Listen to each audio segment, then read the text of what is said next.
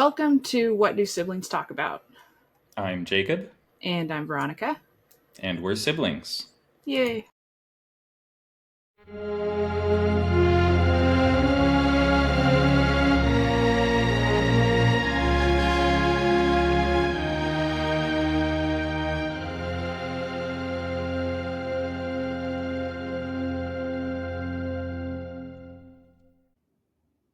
Hey, and welcome to episode 4 of What Do Siblings Talk About? And today we are going to talk about a James Bond novel.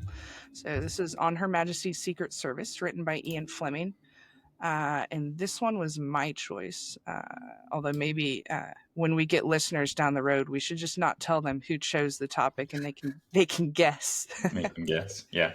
But yes, this is my choice.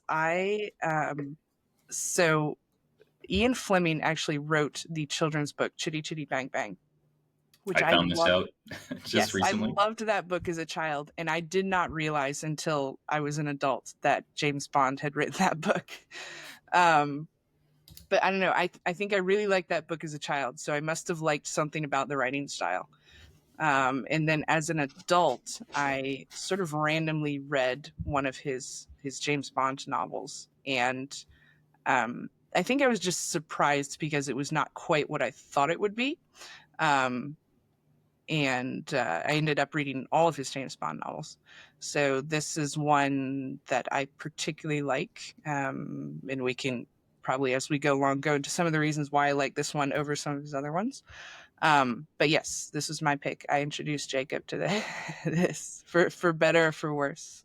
Yeah, and for a bit of context on this novel, this is the last full-length novel Ian Fleming wrote. At least the last one he wrote and fully edited. After this, he wrote a shorter story, or maybe it's a group of stories, Octopussy and the Living Daylights or something. Yes, that's a handful of short stories, and then he's Yep. had some other ones that various people connected to his estate have either finished for him or completely Yeah. new stories that they've created since then. So part of the reason I bring this up is like some of the big tropes in Bond stories are sort of already in the background. They're almost assumed in this book, like the villain organization Spectre Yes. is a big deal in the Bond stories, from what I can tell. Now, my only experience prior to reading this novel was the movies, basically starting with the late '90s Bond movies through the Daniel Craig era, and my experience with those has been kind of hit or miss. I've enjoyed some, and others not so much. Um, but it's definitely an iconic figure. But we'll go through, I think, first here a brief synopsis of the story. Veronica, do you want to set the scene? Sure. So this is James Bond is doing battle sort of with Ernst Stavro Blofeld, who is a baddie from previous novels. And he's the head of Spectre that Jake was talking about. And so he basically, at the beginning of the book, he's already looking for this bad guy and having little success. And he runs into a girl, ends up sort of saving her, and then basically leaving her, and you don't hear about her for a whole chunk in the middle of the novel. But Yeah, and I don't know how troubled most of the Bond girls are. One of the things we'll talk a little bit about is the 1969 adaptation of this 1963 novel. relatively quick. So one of the things you get when going from a book to a movie is suddenly it's very hard to portray characters' inner dialogues. Mhm. So for authors for whom the internal dialogue is significant, this is a big deal. Examples of this that I've seen more recently would be both the Hunger Games and Harry Potter movies, which I think I mentioned to you, Veronica. Um, Suzanne Daniels, I believe, is the name of the Hunger Games author, and J.K. Rowling. Their characters have a lot of inner dialogue, and I found myself actually preferring the movies in some respects to the books because I enjoyed the story and the characters more without the inner dialogue. Hmm. My take on Ian Fleming is that this matters a lot to his characters as well. I think part of this is the fact that he's writing stories about a solo protagonist who kind of Yeah. spends most of the story by Alone. themselves with their Yeah. own thoughts. Yeah, and he doesn't have like a sidekick or for Yeah, most of it he doesn't have a female to bounce things off of, or any sort right. of assistant. So he is just kind of in his own head all the time, which Yeah, yes so does make it difficult. going back to the girl, Tracy, uh, this is one of the first things that struck me about this story is you don't see the Bond girls in the movies having inner dialogues because Mhm. they're movies, but she's got some real stuff going on. uh, so is that unique in this story? What are your thoughts? Relatively unique, and I think that's maybe one of the reasons why I like this book versus some of his other ones is the Bond girl in here, Tracy, is more of a fleshed out character rather than just Hmm. sort of a this caricature of, female bombshell that that Bond goes off with at the end of the book. Like that she is a fully rounded character and sort of has her own little character arc, even if it's Yeah. mostly in the background. Cool. So now that we're introduced to Tracy, she gets shuffled away for the next half of the She gets novel. packed off. Bond goes back to trying to find this guy Blofeld, and He gets ends help up, from Tracy's dad, who's the head of yes. this Corsican He's mafia the head of the type group. Corsican mafia, has all these Yeah. connections. He tips Bond off to where Blofeld might be. He ends up getting a line on him, because Blofeld has basically trying to make himself a count. I think it's count. Yeah. He's trying to legitimize himself and get into the good society. And through this, he's trying to build up a backstory of who his family are. Um, and so Bond ends up tracing him through, like through heraldry, essentially, of and infiltrates Blofeld's organization, by disguising himself as a uh, like basically like ancestry.com guy, uh, Yeah. but the 1960s version.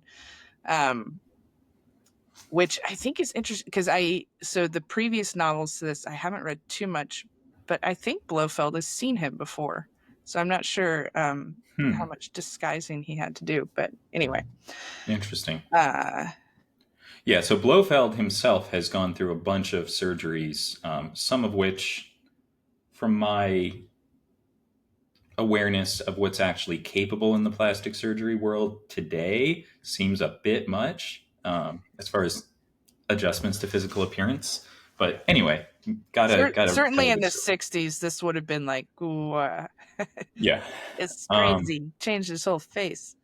yeah. Um, I thought the heraldry part of this was kind of a ridiculous little it's side kind quest. of this, yeah, this random little tangent where he goes down, pretending to find various ancestors so he can prove that Blofeld is a count for him. Yeah. Um, And that's something that the movie basically entirely skips. It's just like, yes, and insert.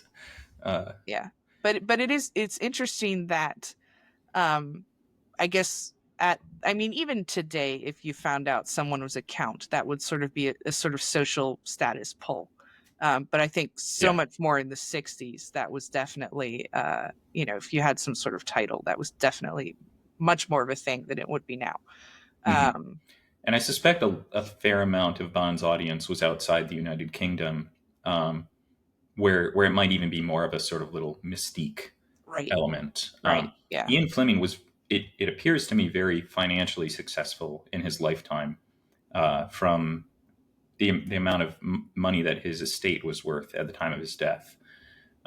So he was enjoying some kind of considerable success from these novels. Yeah. No, I think he's one of, a lot of writers, I think, only find, fame when they're very old or dead. Yep. And Ian Fleming, I think, was one of these lucky writers where I mean, like we were talking about earlier, he wrote this and it got made into a movie relatively quickly. And I'm Yeah. sure he was aware as he was writing it that this is going to be filmed because Bond movies were already a thing. Yep. Um, So jumping forward in the plot, through the help of Tracy's dad, the head of the Corsican mafia, um,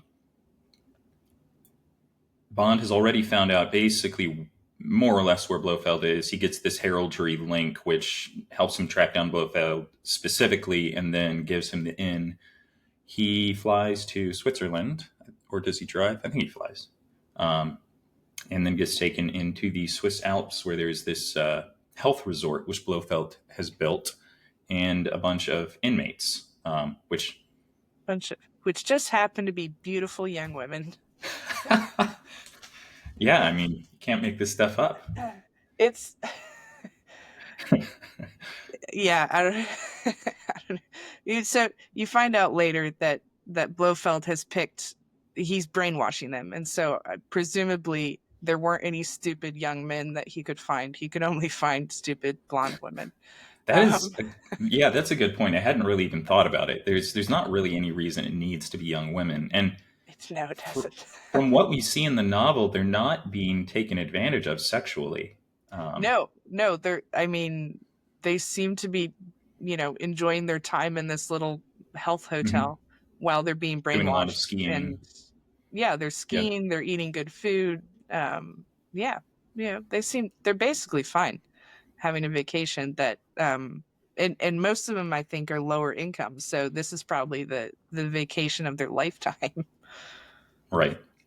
And we're also introduced here when Bond arrives in Switzerland to, aside from Blofeld, the other main antagonist of the novel is, what is this Swiss woman's name? This Irma Blunt, the evil Yeah, Swiss henchman. Yeah, Miss Blunt, she's who he sees her ID at some point, and she's like tangentially like actually a Swiss government or military related person, or like Swiss police. yes. So presumably Blofeld has bought off some of the local establishment and brought her on board. Right. So Bond ends up sort of having his cover blown, not through any mistake of his own. He makes a few mistakes just to keep the audience on edge, but he gets his cover blown. He has to escape suddenly, but here I get confused because the book and the movie aren't quite the same. But is this the point where he doesn't make his way back to England at this point, does he? So the first time he escapes, he skis down the mountain in this Yep. massive ski chase. There's an avalanche. There's a train thing where some bad guys get hit by the train. Hmm. And it just so happens it's also Christmas Eve. So he skis all the way Yes, he skis all the way down the mountain, which has to a never Christmas been ball. mentioned up to this point in the Right. novel. Like it's not even mentioned This what time of year it is, other than that there's snow in Switzerland. And suddenly it's Christmas It's Eve. Christmas. Yeah. And of course, a bruised and battered Bond at the bottom of the mountain meets Tracy because Yes. Because she's, where else would she be on Christmas Eve but at the bottom of the mountain where he is? yeah. Um, And she's, there's a reason for it. It's not complete coincidence. She does have a pretty good idea of where he is and she's looking for him yeah, so because her she's her doing a lot dad better has sort of personally. told her, "Hey, Yeah. I told him Blofeld was in this town," and so she's gone after him. It's not at all explained in the movie. It's completely random, but in the book, she does have a reason for ending up there. Yep. Um, so yes, he meets up with Tracy. The two of them go back to England, uh, and then he gets back with her father. And her father and his mafia buddies and Bond all agree that they're going to go and raid the compound, essentially. Yep. So for some reason, this is kind of outside the bounds of what MI5 or this Secret Service, I don't know if that's the same thing, um, sort of outside the bounds of what they can do because Blofeld is effectively being protected by the Swiss state. Um, Yeah, and I think it's maybe too obvious for MI5. Like it would, I don't know, blow their cover or something if they send a helicopter and a bunch of agents over.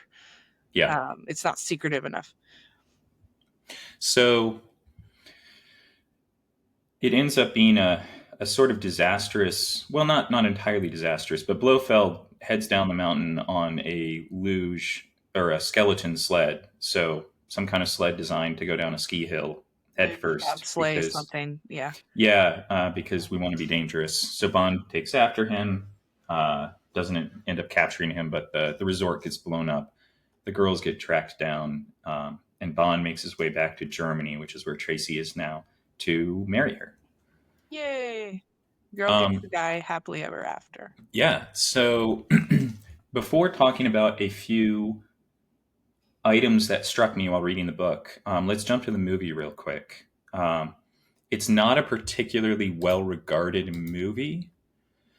Uh, let me see. Yeah, I think The it was 19. sort of trashed at the time, and partly because there were some issues with Lazenby, he was James Bond for that movie, and Yeah. I think that like there was sort of bad press around it and promoting it and coming out. I think it may have come up a little in people's estimations since then, but it's still I I mean, think Diana sort of Rigg, who plays Tracy, she's definitely a highlight. yes, yeah, she's the Bond girl. And she's, I mean, certainly, I think more famous than George Lazenby was at the time and probably is now, even though she's dead. Um, Mhm. but yeah, I think it's sort of a forgotten movie, and partly because most Bond actors they play Bond for several movies, so you get this sort of story arc, and in this case, Right. this was his one and only time doing it. So, in addition to just the inherent difficulty of adapting a novel, which involves serious internal dialogue by the characters, in addition to that difficulty, there were two primary things that struck me about the movie adaptation, which to me are pretty big flaws. The first is that it's a violent movie with about as close to graphic sex scenes as you can do in 1969.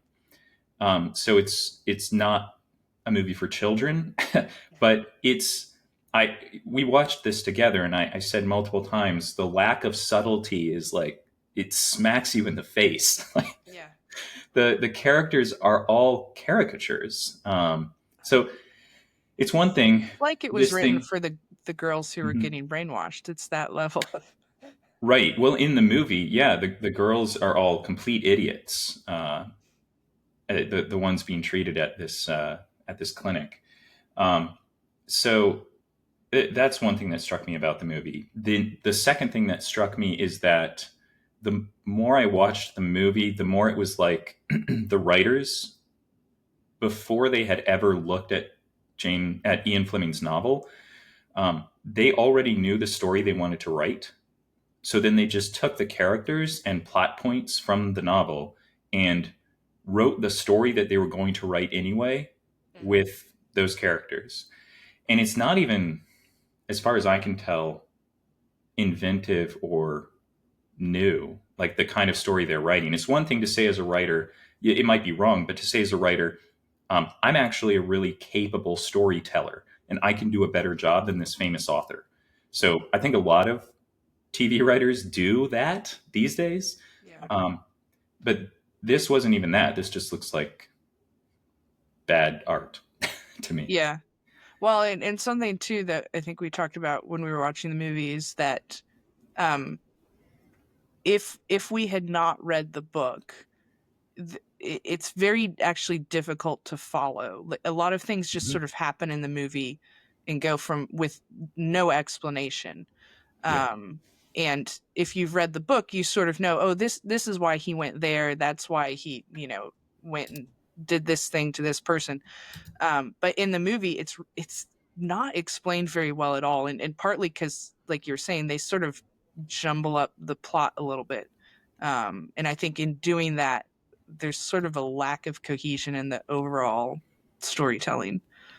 Yes. And I would, even though more people read novels back then, I would guess a lot of the audience going to see this movie had not read the novel. Yeah. And yeah, it would have, to some extent, the movie is just disconnected, mostly action scenes. So, Yeah, and it's funny because in a way, the movie very closely follows the book, but it just sort of leaves out key things that would actually bring it together to be a really faithful adaptation. Yeah, and before we move away from the movie, I want to throw out there. I think the most egregious violation of the the novel, I would say, is the The character of kilt. Blofeld himself. Oh, The kilt, whatever. The character of Blofeld is clearly just this ridiculous caricatured Doctor Evil. yeah, Um, he's ugly and bald and just does villain monologues. None of these are characteristics of the Blofeld in the book. And in general, not just Blofeld, but all the evil characters are shown too much. So Fleming does a good job in the novel of something that a lot of good authors are aware of, which is when you're trying to portray something scary, a lot of times it works best if you let the reader's imagination run away with it hmm, and don't portray all the ugly or evil stuff to them. Let their minds kind of stew on it, and the movie fails that uh, dramatically. I would say yeah. the evil characters are shown being evil, doing evil. Just they're around too much. So that's my thought on the movie. So jumping back to the book, one of the things I did find frustrating in two cases in particular is the problem of a stupid protagonist. I think we're all familiar with stories, whether it's written or a movie or whatever, where the person writing the story is writing for the audience, and yet there are times where you're being put in the shoes of a character who just can't can't see the forest for the trees. In particular, it takes so long for Bond and honestly for M as well to realize that Blofeld's plan in brainwashing these girls is to send them back home and have them engage in biological warfare. Like the trail of crumbs that leads up to Bond actually realizing this is insane. Like Yeah. 50 pages in advance of Bond, it was easy for me to see what was going on. Did you feel the same? Yeah. So do you think that is like a function of the time that like nowadays maybe we've seen so many stories Mhm. about brainwashing and biowarfare and connected things that for a modern reader it's very easy to put that together, whereas in the 1960s maybe that was sort of so far out there that Yeah. he felt like he had to build up to it a little bit more. Yeah, I think perhaps in the aftermath of the Vietnam War, which, as far as I'm aware, is the first modern war in which significant biological warfare was conducted, namely the US spreading Agent Orange, which is an awful carcinogen across a lot of areas that were considered essential to North Korea or North Vietnam. But the concept of biological agents in war goes back to the earliest history we have. The Sure. Greeks had this concept of salting the earth, where Yeah. if you wanted to drive somebody out of a place, they would literally plow salt into the fertile ground so that plants wouldn't grow. And like you can't undo that. Yeah. Yeah. Yeah. um, so the idea of biological warfare, one sort or another, is quite old. But yeah, that is a point that I was thinking about reading this is okay for an audience in 1963. The idea of sort of conducting biological warfare outside of the frame of a traditional war wouldn't be the first thing people would think about. Yeah. Um, I think maybe too at this point, Ian Fleming is padding his novels a little bit. So yeah. this novel is, I don't know, something like 40,000 words, which isn't even very long at all by modern standards, but it is Hmm. the longest of Fleming's novels. And basically, he Yep. started out with what would now almost be considered novelettes. Hmm. Um, and I think as he got more famous and people were making movies, he started making his novels longer and longer. Um, so I wonder if Yeah. that has something to do with it as well, that he felt like he had to draw out the plot a little bit. Right. So another the second place where you have the case of the stupid protagonist is toward the end, as the events around and after Bond's wedding to Tracy occur, which we'll hit a little later if you don't mind, Veronica. Um, so one thing that struck me very early in the novel is that I know a little bit about Ian Fleming's life in terms of his service himself during World War II, where he was involved in some of the intelligence activities that the British took during World War II. Um, and then his own personal life, in which he was a very heavy drinker and smoker.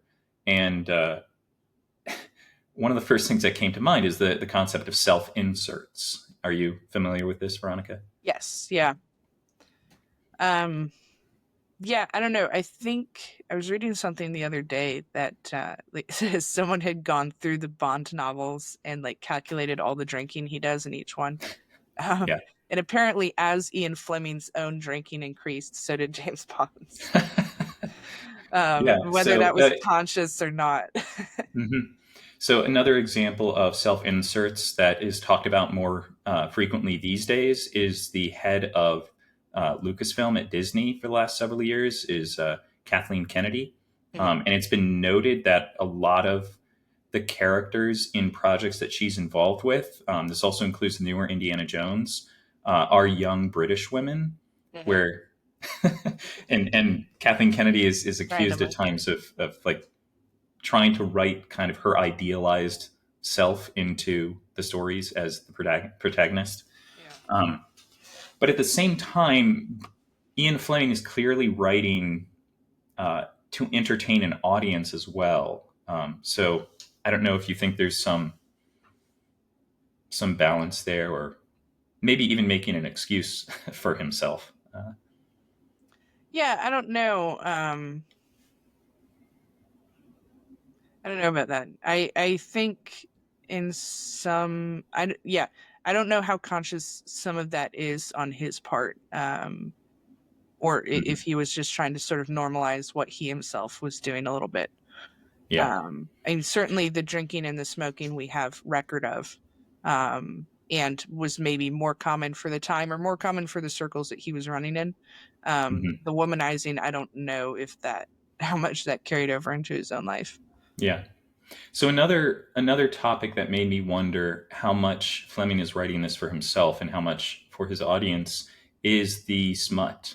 The sex scenes are to me a little bit weird. It's re- it's reasonably graphic without getting too detailed, but the description and the layout of the scene, it almost reads to me like he's intentionally trying to write for a female audience as well as a male audience. I'm not going to claim to be an expert on what kind of smut Yeah. is attractive to women as opposed to men, but do you get that? Um, I don't know. I don't think I've ever thought about that before. Yeah, I don't know. It part of that may be this novel and this particular female protagonist. I think if you Mhm. read some of his other ones, you might not get the same impression. Um, Interesting. Yeah, it was specifically the scenes with Tracy. There are, yeah, of course, this is a Bond novel, scenes with other attractive young women, that's right. um, and those are a little more straightforward. But yeah, that would make sense if he's trying to write the scenes with Tracy in a way that gives Tracy more character, Yeah, because I well, think it's it sort of does. she has greater status than the other girls because I mean, Yeah, she ends up being Bond's wife. So and her personality is we're introduced to her personality in part through the first night that Bond and right, her spend together. right, right. um, I'll just touch on writing different characters. Charles Dickens is, to me, maybe the most impressive author I have read in terms of being able to write unique and different characters with incredible depth. Of course, he's using a lot of words to do it, so there's that. But I was reasonably impressed with Ian Fleming's ability to write characters who are different from each other. You know, a bad author will end up writing all their characters the same, which is essentially some version of themselves. But Fleming shows a decent amount of ability here with characters around like Miss Bunt and characters at the College of Heraldry and so forth. Yeah, yeah, he has, I think, good inventiveness, and I think this is maybe one of the things I like about his writing is he is good at being descriptive without going into the lengths that a Dickens or a Tolkien would. Um, Mhm. so it's like it's descriptive. It gives you a really good idea of the character without fleshing it out so much that like there's still room for interpretation and imagination on your own. But he gives you a really, really good framework, and he does it very quickly, um, which yeah, I think is part of why I like it because it's you can get through a Bond novel in an afternoon versus you know Tolkien or Dickens, which you have to devote much more time to. Um, Mhm. so it's sort of like he's certainly not in the same category as those writers, but for what he does, I think he does it very well. Yep. You have a point here written down about the topic of womanizing. What did you want to bring up on that?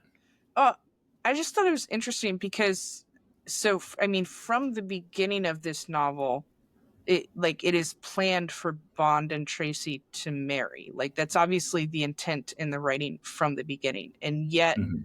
um, Fleming still has Bond go around with a couple other women, like while he's searching for Blofeld, and it's just sort of interesting. The you get the sense when you're reading it that Bond like doesn't even really think that much of Tracy while he is with these other women. And not like he's ignoring her, but it's it's like in the back of his mind he knows he's going to go marry Tracy, and yet he can sort of put that aside and go, this is just for part of my job. I also have to go sleep with these other women to get information.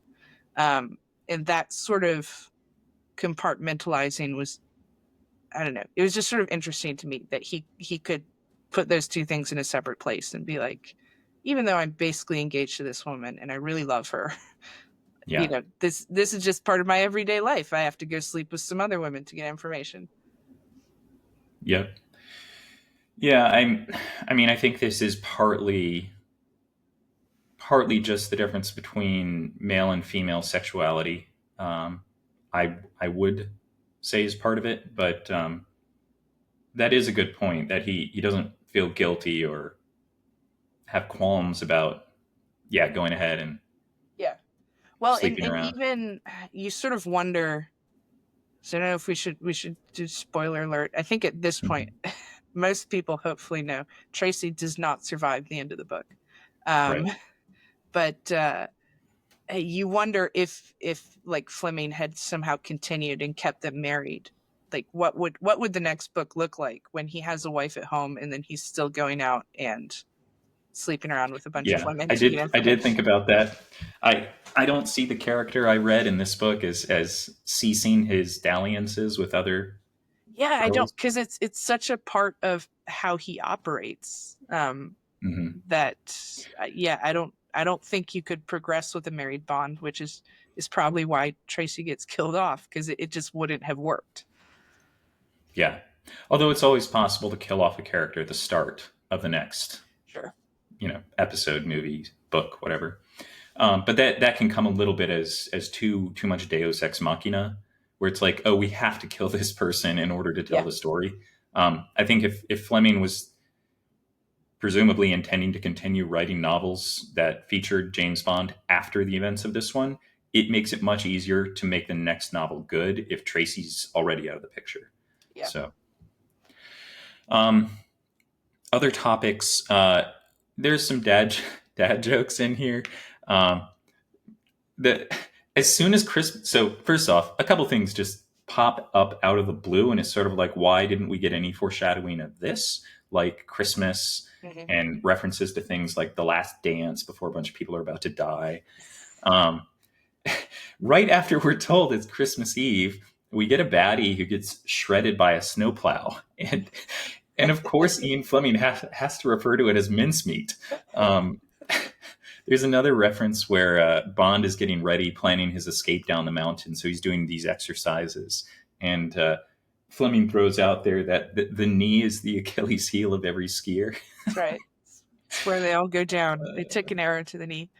Yeah. Um, the I had to Christmas mention those. the Yeah. Christmas thing is funny too because he just throws it in there. But it's sort of, I guess the excuse is there needs to be a party at the bottom of the mountain that Bond crashes into. Hmm. Um, but that's basically the only reason it's Christmas because other than that, like it's never brought up. That's Christmas Eve. The next day, Bond goes home and sort of interrupts a lot of people while they're having Christmas dinner. Um, but other than that, there's no real reason for it to be Christmas at all. Like it doesn't. Yeah. It's not a huge plot point. Bond doesn't celebrate Christmas. He seems he's working. Right. So Yeah. And on that topic, I do want to observe the cultural characteristics of this novel I find fascinating.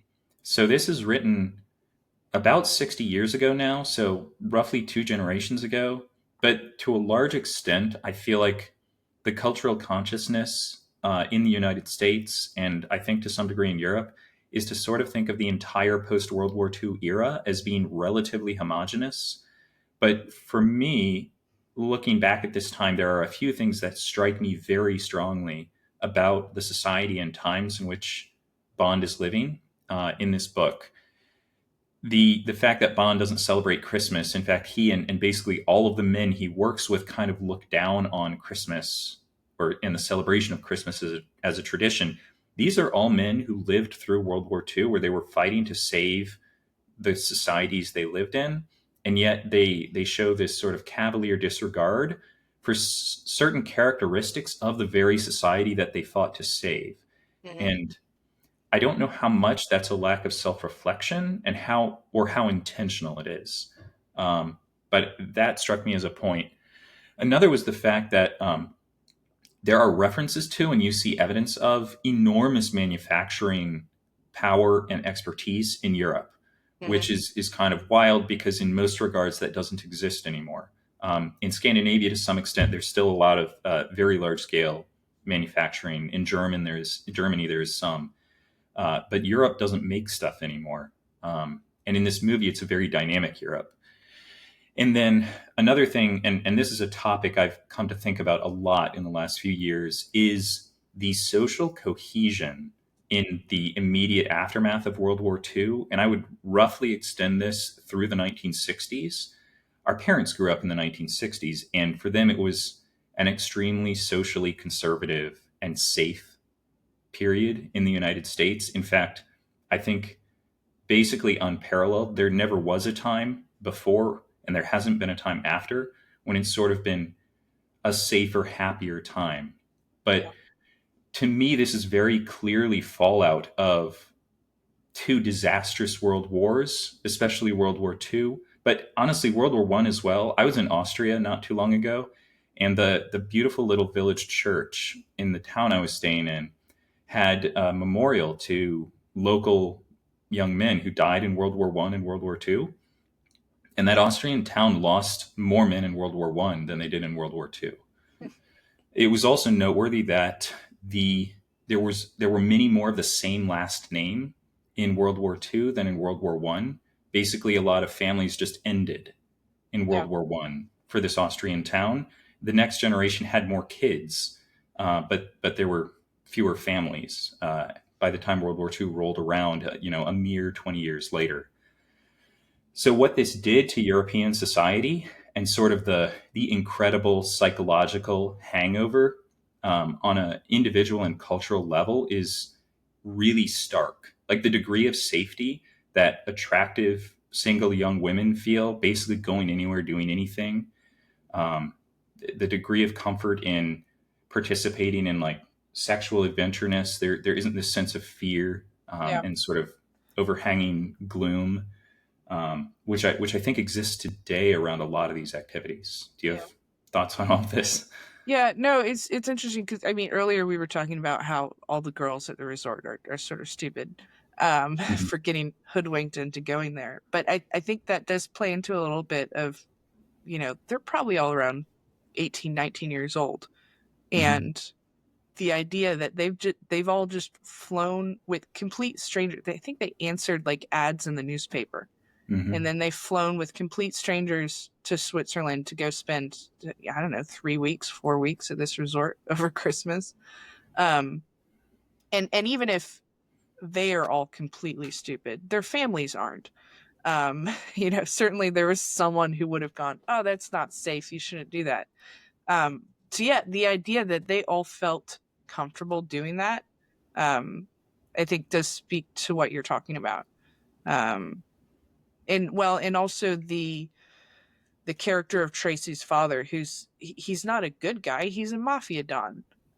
But he fought on the side of the Allies, and so he and Bond, Right. basically get together and do, take out the bad guy. Um, so just that characterization of, he's a bad guy, but he's a nice bad guy because he fought on our side, and Right. we still have this companionship together, essentially. Yep. Um, so there are two more modern cultural phenomena that I briefly want to touch on, which will come up in other conversations as well. One is there's been a conservative backlash to the progressive liberalization of norms in the developed world. And a lot of the conservative backlash has looked back to this era of the 1950s and 60s as sort of a golden age that can be recaptured. But this is a massive psychological hangover post the Yeah. world wars is my contention, and that absent those conditions you're not going to get a society that looks like that. You can't just build it Yeah, without I don't think you can sort of come upon this naturally. right Um, or artificially. And the other is the more widespread notice that social institutions are starting to collapse. And part of it is people abandoning social institutions, like trust in the government and so forth, and universities and large organizations that have a long history. Part of it is people losing trust in organizations and just kind of moving away. But part of it's the organizations themselves kind of rotting from the inside to a large extent. Which again I think is kind of part of the long aftermath of the world wars that we're still kind of experiencing. Um, and again, we might say, oh, we should return to a place where people trust their institutions. And part of my response has to be, we're going to need to find what the conditions are which make that possible. Because again, this period that this novel is written in is really unusual and unique. And there's some things about that period that are really desirable and beautiful. But you can also sort of see that this is in the aftermath of, a lot of darkness. So, um, what other points do you want to hit on before we conclude? I don't know how much of a change of pace you want to get into. It's I find it interesting, all the tropes. I mean, they're James Bond tropes that he's sort of carrying over from other novels. Um, Like fast driving in the mountains? yeah, the driving scenes and the ski chase and the bobsled I chase, and found I found the ski um, chase and the bobsled chase to be incredibly boring. As somebody who has yeah, skied this sort myself, of it was not exciting. I think um yes, you get long ski chases and you get long descriptions of card games. Um, and that happens in a lot of Bond novels. Um, Hmm. I think some of it is for the time, that's what not polite society, but like the sector of society that most people were aiming for. That's what like the cool kids did. They went to Right. casinos and they were able to ski and they had fast cars. And so I think Ian Fleming is writing for those people at a little bit of, oh look, I can write a whole ski scene because I know about skiing, and Bond is cool because he knows about skiing. Hmm. Um, so I think that's some of what's in there, is that sort of it's helping like ordinary people daydream about, when I can be the status of person who does these things. Um, but it's also interesting because I think Fleming is, if not the first, certainly the most famous person to put some of these things in his books.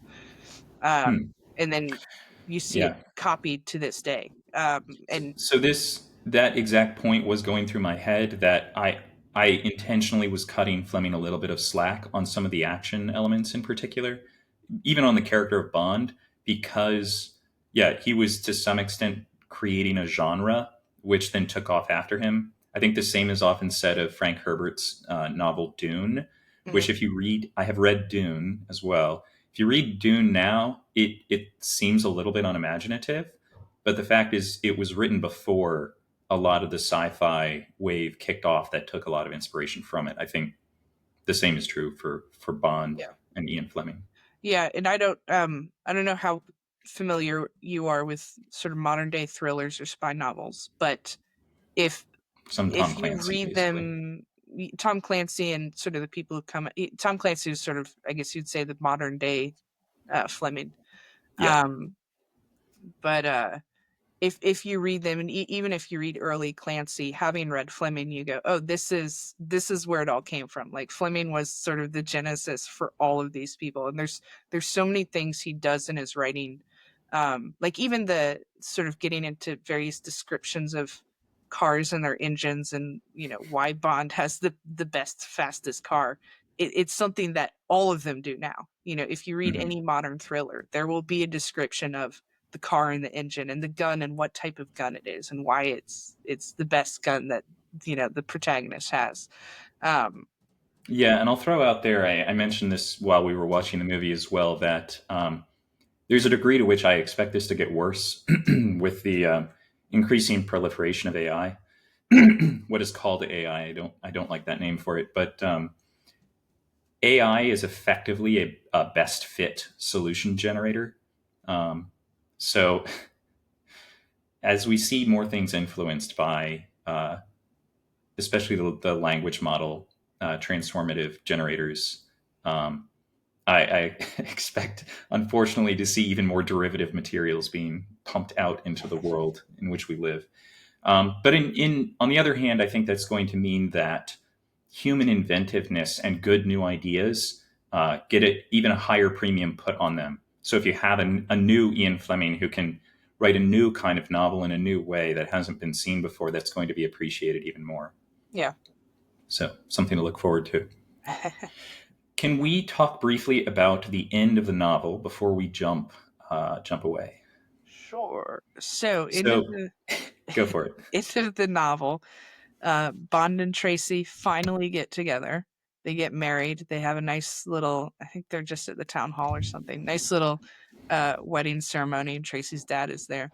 They drive off in their car, and there's a drive-by shooting by Blofeld and Irma Blunt. Their car gets all shot up, and Tracy gets killed. And it's the last of the book. It's the last of the movie as well.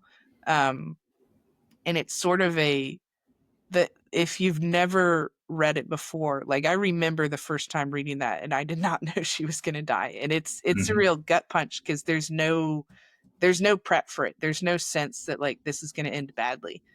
And I mean, earlier that Blofeld probably escaped, but you sort of get the sense that he's gone off to some remote place to lick his wounds. Um, so Yeah, yeah, it's, although it's interesting.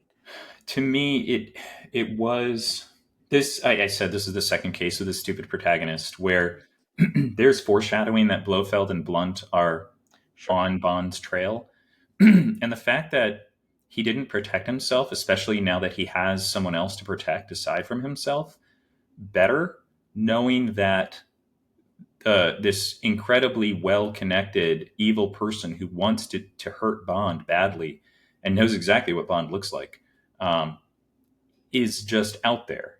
And like to Yeah. me, I would be taking the most extreme But like more self-protection steps. careful when there's a car Yeah, that's been following you for miles. You maybe wouldn't, just casually stop and let it pass.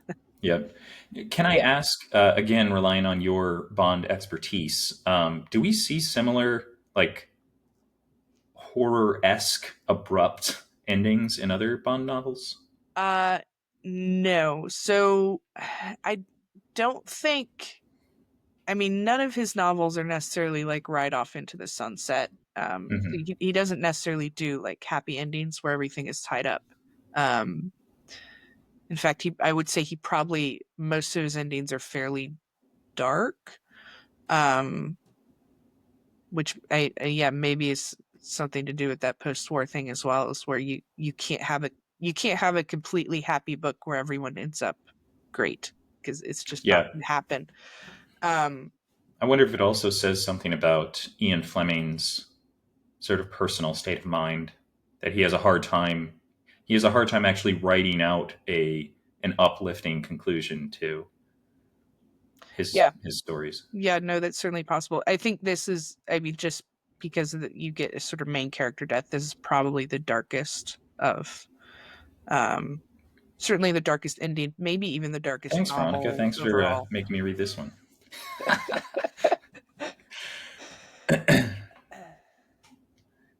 Well, cool. I am glad that you had me read this because it exposed me to something that I hadn't done before, and I did enjoy. That you I maybe did should have been enjoy. exposed to.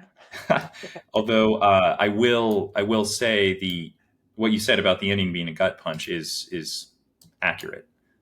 So that's kind of a thing, which I haven't fully digested. I might have further thoughts at a later And time. that even, again, I'm sure he wasn't the first person to do that. But that's, I think that is a trope that other writers have now done, not necessarily done to death, no pun Mhm. intended. Um, but it's something you see other people doing too, and you go, oh, that was Fleming who did that first. Yeah. Alrighty. So to jump to our final thing, wiki roulette. Yeah. We have three goes, and we need to talk about one of the articles. So, Alianza Editorial, a Spanish publishing house founded in 1966. Sweet. Uh, do we try to have a go at this or roll again? Oh, this looks fascinating. I don't know. Up to you. How much do you know about Spanish publishing? I say we roll again. I don't Okay. know all that much about 1960s Spain. Sea to Sky Trail is a 180-kilometer multi-use recreational trail in the Sea to Sky corridor of British Columbia, Ooh, let's Canada. talk about this. All right, let's do it. So, west coast of Canada. I know two things about this region to start with that I'll mention. One is a lot of movies and TV shows that are ostensibly in California are actually shot in British Columbia Yes. because it's cheaper. But if you, Psych was shot there, and pardon? Psych, the TV show, Yes, yep. and Stargate. Yeah. So if you're watching your favorite TV show in which is set on the California beach or whatever, and you notice it's surprisingly cloudy in most of the scenes Or for Southern it's just California. very green and lush, and there's a lot of trees everywhere. Hmm. Yeah, it might be because you're looking at British Columbia. So that's one thing I'll say. Another is that there are some pretty epic cycling challenges up hills in this region, as you can imagine, because you just have the mountains rising up along the coast out of the Pacific Ocean. So I would not mind making my way out there at some point. But presumably, this sea to sky trail is something akin, although for hiking. Yeah, So, this looks do you want cool. to read a little bit about this trail? Sure. So it's a 110-mile trail in British Columbia. Begins in the south and goes north. Relatively straightforward. And connects Whistler and Pemberton along its route. So going through some resort places, some So ski here's places. one thing I'll throw out as well, which is I just commenting on Wikipedia's formatting here of it being a 180-kilometer, 110-mile trail is to comment on Canada's. use of the metric and imperial systems of measurement. So most of the world, including all of continental Europe, is basically entirely on the metric system, which was invented during the French Revolution because we're going to do everything rationally. And of course, what we can figure out now is better than anything humans have done before. They also introduced, if you don't know, during the French Revolution, a 10-day week, which makes coordination between international partners ridiculously difficult. But the whole metric system is based on what was considered to be at the time the distance measured around the world. So the distance between the poles and the equator becomes the foundational measuring point of the metric system initially. Now it's certain atomic measurements, I believe. But I think a lot of people know in the United Kingdom they have sort of a bastardized mix of imperial and metric, but I'm not going to look it up right now or have a go at trying to talk about the different ways in which it's mixed up in Canada. But Canada has the worst version of any mix between measuring systems you could possibly have. They've tried So to I just want to throw incorporate that. all of them. Yeah, I think one of the biggest comes to weight, where depending on the thing you were talking about, the weight of, you're going to use up to 3 different types of measurements. You're going to use stone in some Yeah. cases. I believe a stone is 14 pounds, if I'm not Or mistaken. Because 14 or why not? 16? Is it? I apologize for showing my ignorance here. I don't know. Yeah, I should know this because I listen to a lot of British stuff. But it's hilarious when you hear British people talking about how much they weigh. They'll tell you kilometers, pounds, and stone. Just like it's just not. Just pick one. Pick the pounds. That's what we use. Right. And for those who don't know, in the 1970s, there was actually a pretty strong push to try to get the US on the metric system as well, which, because there wasn't a heavy government mandate the way there was in the United Kingdom, just never happened. Successfully rebuffed it. Yeah, more or less. Although a Mars rover mission in the early 2000s by the US failed, and it was eventually determined at a later point that the cause of the failure was the omission of a conversion between imperial and metric units at a stage in the planning process. Um, so it takes its victims from time to time. It's a big problem in baking too. If I don't know how much international cookbooks you read, but Yeah. because so we have cups, and people in the UK have cups, and they're different cups. Okay. So especially if you're doing something that needs like an exact measurement, like a bread or a pastry, the conversion between U.S. recipe books and British recipe books can be fraught with mistakes. Thank you for adding an object to fraught. I'm of the camp that holds you cannot simply say something is fraught. It must be fraught with something. Yes. So I appreciate your correct Fraught use. with cups. Anyway, we've wandered from Canada. We have. But, one last thing I'll throw out, because I just learned this recently, is during the height of the Quebecois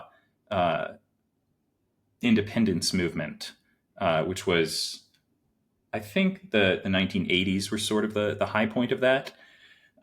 There were thoughts that Canada might actually be split into eastern and western sides by the secession of Quebec as an independent nation, and there were discussions that it might be possible Western Canada at that time would sort of voluntarily ask for admission into the United States, which I think is relevant today as we hear politicians making jokes more or less seriously about annexing Canada. So not necessarily entirely new. Well, Veronica, this trail that's about all I have. I want to go. Yeah, definitely not a one-day hike. I mean, 110 I think it'd be miles in the physically mountains. possible. Yeah. All right. Good talking with you, Veronica. Until next time. All right. We'll see you next time. Bye, Jake.